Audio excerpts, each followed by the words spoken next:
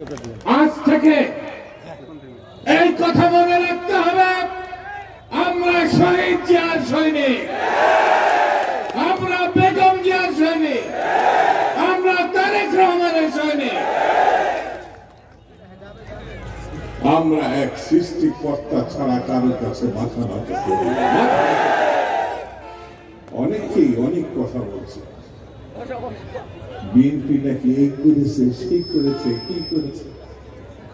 16 বছর 18 বছর ইলিয়াস আলী যারা নিখোঁজ হয়েছে, কম হয়েছে,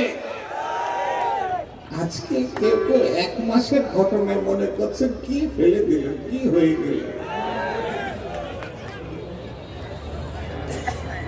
800টি ছেলে, কারো ভাই, কারো স্বামী, কারো সন্তান এখনো ফিরে আসে নাই।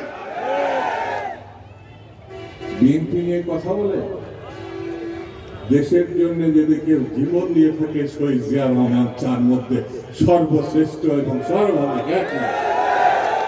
বেগম জিয়ার দিকে নজর যায় না? 6টি বছর বিনা চিকিৎসায়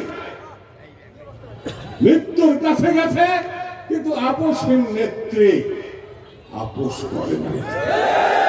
তার দিকে চোখ। জিয়া তো এমনি এমনি রাষ্ট্রপতি হয় না, বেগম জিয়া এমনি প্রধানমন্ত্রী হয় না।